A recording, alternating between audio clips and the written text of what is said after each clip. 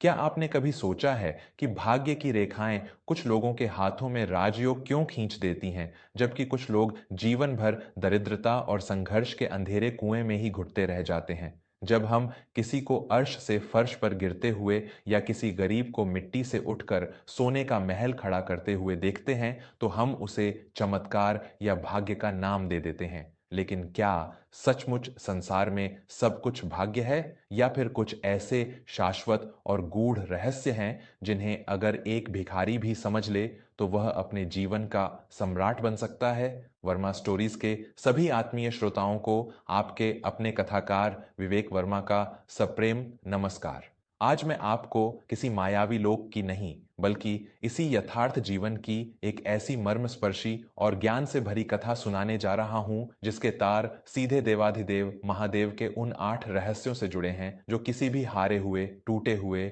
और समाज द्वारा ठुकराए गए इंसान को राजा बना सकते हैं। अपने मन को शांत कर लीजिए और मेरी आवाज के साथ चलिए हिमालय की तलहटी में बसे एक प्राचीन नगर की ओर। ये कथा है देवप्रयाग के एक अत्यंत अभागे और दरिद्र व्यक्ति की, जिसका नाम नंदकिशोर था। एक समय था जब नंदकिशोर के पास भी एक छोटा सा व्यापार था, भरा पूरा परिवार था। परंतु नियति का चक्र कुछ ऐसा घूमा कि व्यापार में भारी घाटा हुआ, कर्ज का पहाड़ टूट पड़ा और लेनदारों ने उसका घर और दुकान सब छीन लिया। गरीबी की इस भयंकर मार से उसका परिवार भी टूट गया। समाज ने उसे दुत्कार दिया। भूख और तिरस्कार ने नंदकिशोर को एक भिखारी बना दिया था। फटे हुए वस्त्र, उलझे हुए बाल और आंखों में जीवन के प्रति एक गहरी नफरत लिए वह हर दिन देवप्रयाग के प्राचीन शिव मंदिर की सीढ़ियों पर बैठकर भीख मांगता और मंदिर में बैठे महादेव को कोसता रहता था। एक दिन भयंकर शीत ऋतु की संध्या थी। बर्फीली हवाएं हड्डियों को चीर रही थीं। नंदकिशोर के पात्र में आज एक भी सिक्का नहीं था। भूख से उसकी आंतें सिकुड़ रही थीं। वह क्रोध और निराशा से भर उठा। उसने अपना खाली पात्र शिव की मूर्ति की ओर फेंका और चीखते हुए बोला, हे पत्थर के देवता, क्या यही तेरा न्याय है? मैंने जीवन भर ईमानदारी से कार्य किया और तूने मुझे सड़क पर ला खड़ा किया। जो लोग बेईमानी करते हैं वे महलों में सो रहे हैं और मैं यहाँ ठंड से मर रहा हूँ। तूने मुझे भिखारी बनाकर छोड़ दिया। नंदकिशोर फूट फूट कर रोने लगा। तभी वहां एक रहस्यमयी साधु प्रकट हुए। उनके शरीर पर भस्म लगी थी, जटाएं खुली हुई थीं और आंखों में एक ऐसा अलौकिक तेज था जो किसी भी अंधकार को चीर सकता था। वे महंत वैरागी थे। उन्होंने नंदकिशोर का फेंका हुआ वह खाली पात्र उठाया और अत्यंत शांत परंतु गंभीर स्वर में कहा, क्या पत्थरों पर माथा पीटने और रोने से भाग्य बदल जाता है मूर्ख? नंदकिशोर ने आंसुओं से भरी आंखों से साधु को देखा और झुंझलाते हुए कहा, महाराज, जब भाग्य ने ही पत्थर मारकर जीवन चकनाचूर कर दिया हो तो इंसान माथा कहां पीटे? इस महादेव ने मुझे भिखारी बना दिया है। मेरे पास कुछ नहीं बचा है। महंत वैरागी मुस्कुराए। उनकी मुस्कान में एक अजीब सी करुणा थी। उन्होंने नंदकिशोर के कंधे पर हाथ रखा और कहा, महादेव कभी किसी को भिखारी नहीं बनाते।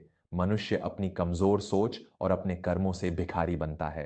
तू जिसे पत्थर का देवता कह रहा है वह साक्षात शिव है। शिव तो वो हैं जो श्मशान की राख लपेट कर भी त्रिलोकीनाथ कहलाते हैं। उनके पास न महल है न स्वर्ण, फिर भी सारा ब्रह्मांड उनके चरणों में झुकता है। यदि तू शिव के स्वरूप में छिपे उन 8 रहस्यों को समझ ले तो तू आज ही इस श्मशान जैसे जीवन से उठकर राजा बन सकता है। नंदकिशोर को उन साधु की बातों में एक अजीब सा खिंचाव महसूस हुआ। उसने हाथ जोड़कर कहा, हे महात्मा, मेरे पास खोने के लिए कुछ नहीं है। मुझे वे 8 रहस्य बताइए। मैं इस नर्क से बाहर निकलना चाहता हूं। महंत वैरागी मंदिर की सीढ़ियों पर बैठ गए और उन्होंने शिव के स्वरूप का वह महाज्ञान देना आरंभ किया जो आज हर उस मनुष्य के लिए संजीवनी है जो जीवन में हार मान चुका है। महंत वैरागी ने अपना हाथ उठाया और पहला रहस्य बताते हुए कहा, नंदकिशोर, महादेव का पहला रहस्य है उनके शरीर पर लगी भस्म यानी राख। भस्म इस बात का प्रतीक है कि इस संसार में सब कुछ नश्वर है। तुम्हारा धन, तुम्हारा घर, तुम्हारी सफलता सब एक दिन राख होने वाला है। भिखारी वह नहीं जिसके पास धन नहीं है, भिखारी वह है जिसके मन में कुछ खोने का भय है। जब तूने सब कुछ खो ही दिया है तो अब डर कैसा? भस्म हमें निडरता सिखाती है। जब मनुष्य हारने के भय से मुक्त होकर नए सिरे से कर्म करता है तो उसे जीतने से कोई नहीं रोक सकता। अपने मन से इस भय की राख को उतार फेंक और निडर बन। नंदकिशोर अत्यंत ध्यान से सुन रहा था। उसने पूछा, परंतु गुरुदेव, जब लोग मेरा अपमान करते हैं, मुझे दुत्कारते हैं, तो मेरे भीतर क्रोध की ज्वाला धधक उठती है। मैं उस अपमान को कैसे भूलूं? साधु ने मुस्कुराते हुए दूसरा रहस्य बताया। यही शिव का दूसरा रहस्य है, नंदकिशोर। नीलकंठ। महादेव ने समुद्र मंथन से निकला भयंकर हलाहल विष पी लिया था, परंतु उसे अपने गले से नीचे नहीं उतरने दिया, न ही उसे बाहर उगला। जीवन के समर में समाज तुझे गालियां देगा, तेरे अपने तुझे धोखा देंगे, तेरा अपमान करेंगे। ये सब जीवन का विष है। एक मूर्ख व्यक्ति इस विष को पीकर खुद को जला लेता है या क्रोध में आकर दूसरों पर उगल देता है। परंतु जो राजा बनना चाहता है, वह इस अपमान और असफलता के विष को अपने गले में रोक लेता है। वह इस विष को अपनी ऊर्जा बनाता है। आज से लोगों के तानों को विष समझकर पी जा, न तो उससे निराश हो और न ही क्रोध में उत्तर दे। तेरा मौन और तेरी सफलता ही तेरा उत्तर होगा। महंत वैरागी ने शिव के मस्तक की ओर संकेत करते हुए तीसरा रहस्य बताया। तीसरा रहस्य है, महादेव के मस्तक पर सुशोभित चंद्रमा। चंद्रमा शीतलता और शांति का प्रतीक है। परिस्थितियां चाहे कितनी भी भयंकर क्यों न हो, चाहे चारों ओर विष ही विष हो, एक सफल व्यक्ति का मस्तिष्क हमेशा चंद्रमा की तरह शांत और शीतल रहना चाहिए। जो मनुष्य संकट के समय अपना आपा खो देता है, वह बने बनाए काम बिगाड़ लेता है। जब तू क्रोध और निराशा से मुक्त होकर शांत दिमाग से सोचेगा, तभी तुझे नए अवसर दिखाई देंगे।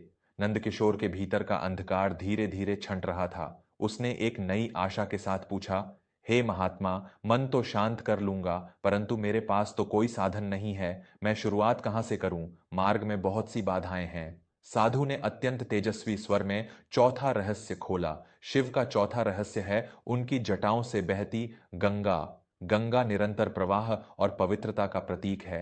गंगा जब हिमालय से निकलती है तो उसके मार्ग में बड़ी बड़ी चट्टानें आती हैं, परंतु वह रुकती नहीं है, वह अपना मार्ग खुद बना लेती है। तुझे भी गंगा की तरह निरंतर बहना होगा। यदि एक द्वार बंद हो जाए तो दूसरा खटखटा, यदि कोई एक कार्य असफल हो जाए तो दूसरा कर। रुकना मृत्यु है और चलते रहना ही जीवन है। निरंतर प्रयास ही तुझे तेरी मंजिल तक पहुंचाएगा। साधु ने नंद किशोर की आंखों में गहराई से देखते हुए पांचवां रहस्य बताया। पांचवां रहस्य है, महादेव का त्रिनेत्र, यानी तीसरी आंख। मनुष्य अपनी दो आंखों से केवल वह देखता है जो सामने है, गरीबी, दुख और बाधाएं, परंतु तीसरी आंख दूरदृष्टि और अंतर्ज्ञान का प्रतीक है। एक भिखारी आज की रोटी के बारे में सोचता है, लेकिन एक राजा भविष्य के साम्राज्य के बारे में सोचता है। तुझे अपनी तीसरी आंख खोलनी होगी। समस्याओं के पीछे छिपे हुए अवसरों को देखना होगा। जहां दुनिया को मिट्टी दिखाई दे, वहां तुझे सोने का निर्माण करना होगा। नंद किशोर अब पूरी तरह से सम्मोहित था। उसके भीतर का सोया हुआ पुरुषार्थ जाग रहा था। महंत वैरागी ने शिव के हाथों की ओर संकेत करते हुए छठा रहस्य बताया। छठा रहस्य है, महादेव के हाथ का डमरू। डमरू समय के नाद और जीवन के संतुलन का प्रतीक है। समय कभी एक सा नहीं रहता। जो आज राजा है वह कल रंक हो सकता है, और जो आज रंक है वह कल राजा बन सकता है। डमरू हमें सिखाता है कि समय की ताल के साथ चलना सीखो। जब समय विपरीत हो तो धैर्य रखो, और जब समय तुम्हारे अनुकूल हो तो पूरे वेग से कर्म करो। जीवन के हर उतार चढ़ाव में अपना संतुलन बनाए रखो। साधु ने गले में लिपटे नागराज की ओर ध्यान दिलाते हुए सातवां रहस्य खोला। सातवां रहस्य है, महादेव के गले में लिपटा वासुकी नाग। नाग उन भयंकर समस्याओं, शत्रुओं और हमारी अपनी बुरी आदतों का प्रतीक है जो हमें डसने के लिए तैयार रहती है। परंतु शिव ने उस नाग को अपना आभूषण बना लिया है। तुझे भी अपने डर, अपनी कमजोरियों और अपनी परिस्थितियों से भागना नहीं है, बल्कि उन पर नियंत्रण पाना है। जो मनुष्य अपनी इच्छाओं और अपने भय को अपने वश में कर लेता है, वह दुनिया पर राज करता है। अंत में महंत वैरागी ने अपना हाथ नंद किशोर के सिर पर रखा और आठवां और सबसे महत्वपूर्ण रहस्य बताया। आठवां रहस्य है, महादेव का वाहन नंदी। नंदी अथक परिश्रम, धर्म और पूर्ण समर्पण का प्रतीक है। नंदी कभी शिव की आज्ञा की प्रतीक्षा नहीं करता, वह हमेशा कर्म के लिए तत्पर रहता है। यदि तूने ऊपर के सातों रहस्य जान लिए, परंतु तेरे भीतर नंदी के समान कठोर परिश्रम करने की शक्ति और अपने लक्ष्य के प्रति पूर्ण समर्पण नहीं है, तो तू कभी सफल नहीं हो सकता। बिना रुके, बिना थके, एक बैल की तरह अपने कर्म में जुट जा। यही वह अंतिम कुंजी है जो तेरे भाग्य का ताला खोलेगी। ये 8 रहस्य बताकर महंत वैरागी अचानक उठे। उन्होंने कहा, उठ नंदकिशोर, आज से भीख मांगना बंद कर, तेरे भीतर का शिव जाग चुका है। अब जा और अपने कर्म का साम्राज्य स्थापित कर। इतना कहकर वह रहस्यमयी साधु उस बर्फीले कोहरे में कहीं लुप्त हो गए। नंदकिशोर वहीं सीढ़ियों पर सन्न रह गया। उसके रोंगटे खड़े हो गए थे। उसने महसूस किया कि उसकी भूख, उसकी ठंड, उसकी सारी निराशा अचानक समाप्त हो गई है। उसने अपने हाथ में पकड़े उस भीख मांगने वाले पात्र को वहीं पत्थरों पर पटक कर तोड़ दिया। वह उठा और सीधे गंगा नदी के किनारे गया। उसने बर्फीले जल से अपना मुख धोया। नंद किशोर के पास धन नहीं था, परंतु अब उसके पास महादेव का महाज्ञान था।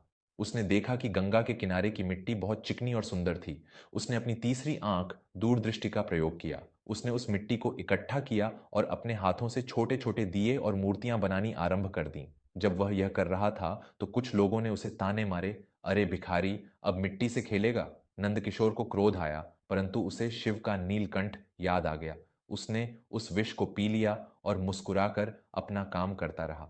उसने बिना डरे भस्म की तरह निडर होकर काम किया, नंदी की तरह दिन रात एक कर दिया। जब बारिश ने उसकी कच्ची मूर्तियों को तोड़ दिया तो वह गंगा की तरह फिर से बह निकला, रुका नहीं। कुछ ही समय में नंदकिशोर की बनाई हुई मूर्तियों की कला पूरे देवप्रयाग में प्रसिद्ध होने लगी। लोग दूर दूर से उसकी मिट्टी की कलाकृतियां खरीदने आने लगे। उसने अपनी कमाई का एक एक सिक्का जोड़ा, डमरू की तरह समय के साथ अपने व्यापार को बढ़ाया। कुछ ही वर्षों में वह व्यक्ति जो कभी शिव मंदिर की सीढ़ियों पर बैठकर भीख मांगता था, आज देवप्रयाग का सबसे बड़ा व्यापारी बन चुका था। उसने अपना एक बहुत बड़ा भवन खड़ा कर लिया था। परंतु इतना धनवान होने के बाद भी नंद किशोर के मस्तिष्क में चंद्रमा की शीतलता थी। उसे अपने धन का कोई अहंकार नहीं था। वह हर गरीब की मदद करता था क्योंकि वह उस दर्द को जानता था। उसने वास्तव में महादेव के उन 8 रहस्यों को जीकर एक भिखारी से राजा बनने का सफर तय किया था। श्रोताओं, भगवान शिव केवल मंदिरों में बैठे हुए कोई पत्थर के देवता नहीं है। वे साक्षात जीवन का विज्ञान है, मनोविज्ञान है। भस्म, नीलकंठ, चंद्रमा, गंगा, त्रिनेत्र, डमरू, वासुकी और नंदी ये केवल भगवान शिव के आभूषण नहीं हैं, बल्कि ये मनुष्य के जीवन को संवारने वाले 8 सबसे बड़े सूत्र हैं। आज के इस आधुनिक और तनाव भरे युग में हम जरा सी असफलता मिलने पर टूट जाते हैं, अवसाद में चले जाते हैं या किस्मत को रोने लगते हैं। परंतु यदि आप अपने हृदय में शिव के इन 8 गुणों को धारण कर लें, हार का डर छोड़ दें, भस्म, लोगों के तानों को सहने की शक्ति रखें, नीलकंठ, दिमाग को शांत रखें, चंद्रमा, निरंतर मेहनत करें, गंगा, अवसरों को पहचानें, त्रिनेत्र, समय के साथ खुद को बदलें, डमरू, अपनी बुरी आदतों पर नियंत्रण रखें, वासुकी, और बिना थके परिश्रम करें, नंदी, तो इस धरती पर कोई ऐसी ताकत नहीं है जो आपको आपके लक्ष्य तक पहुंचने से रोक सके। कैसी लगी आपको भगवान शिव के स्वरूप में छिपे रहस्यों से जुड़ी यह अद्भुत और प्रेरणादायक कथा?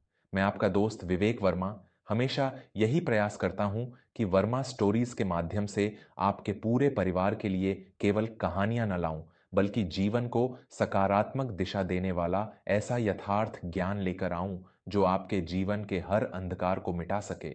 यदि आज की इस कथा ने आपके हृदय को छुआ हो, यदि आपके भीतर छिपी हुई ऊर्जा आज जाग उठी हो, तो इस कहानी को अपने परिवार, मित्रों और विशेषकर उन लोगों के साथ अवश्य साझा करें जो जीवन में निराश हो चुके हैं। ऐसी ही और भी ऐतिहासिक, ज्ञानवर्धक और हमारी महान सनातन संस्कृति से जुड़ी कहानियों को सुनने के लिए हमारे चैनल वर्मा स्टोरीज से जुड़े रहें। हमेशा याद रखें, जब तक आप खुद हार नहीं मानते, तब तक महादेव भी आपको हारने नहीं देते। उठिए, प्रयास कीजिए और अपने भाग्य के निर्माता स्वयं बनिए। अपना और अपने परिवार का बहुत ख्याल रखें। धन्यवाद और हर हर महादेव।